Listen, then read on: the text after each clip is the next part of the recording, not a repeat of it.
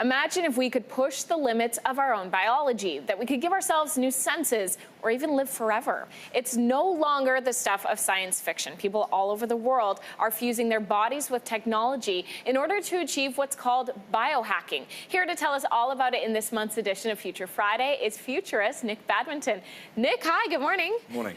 This sounds terrifying, but super cool as well. So there are different methods, as I understand, of biohacking, some a little more extreme than others. So can you tell me about the people called grinders and what kinds of things they've been doing? So grinders are the people that use what they call wetware. So we've got hardware, software. Wetware are like technologies that we can implant into our bodies. So I've got a microchip in my hand.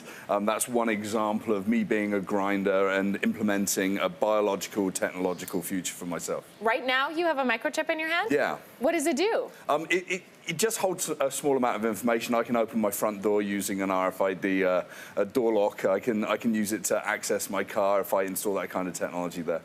Holy moly, you're like a robot sitting beside me. Okay, so the people engaged in biohacking, they include yourself, but also wealthy entrepreneurs in Silicon Valley, some of whom believe biohacking could be the key to immortality. Tell me about this. Yeah, there's this big goal of living forever. I personally don't really want to do that. But, you know, longevity, the idea that aging is an illness is sort of, there's billions of dollars going into that as an industry. People really want to fix that. I mean, no one likes the idea of getting old. We see our parents and grandparents, and it's really, really tough. What if we could actually address that? I think it's an interesting challenge. You've been following this for a long time, Nick, and you actually starred in a documentary called Smart Drugs, which looked at the use of certain substances or technologies to improve the abilities of the brain or even make you stronger.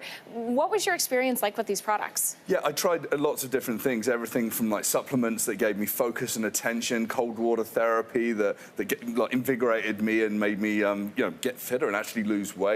Different diets, different kind of electrical stimulation of my brain to give me better responsiveness in certain agility tests. And what I learned was there's a balance and there's a wide range of things that you can use to level up.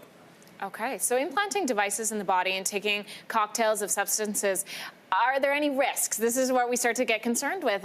What are the side effects and the risks associated with this type of biohacking? Yeah, I mean, you've got to make sure you're in really good health. Look to your doctor for some advice on this. A lot of the times they look at you blankly when you talk about smart drug supplements. But, you know, be careful. Try it out. If it works, then keep going. If it doesn't work, then keep away from that. Just don't put yourself in harm's way and be sensible. Okay, are there any words of advice that beyond that you would give to people for why this is something they might want to pursue? Is this the way of the future? Yeah, if you're busy, you need to get a lot done, you have trouble reading, you have trouble sitting down and writing, you can turn to things like nootropics to really give you that edge. And it's like taking like 10 cups of coffee at once without the caffeine crash. Nick, is this something that we're going to see more commonplace within like 10 years, or are we talking a much longer time frame than that? Yeah, the industry is going to grow by about 5 times the size it is today, from about $1.5 billion upwards into like 2025. So the industry's getting a lot bigger. Big pharmaceutical companies are going to jump on this, and suddenly the world's going to be really sort of tweaking out on smart drugs. That's so weird. I feel like with your microchip, you're recording this whole conversation. No, you're safe. Okay. Okay. Thank you. Nick Badminton, thanks for being here. Thanks very much.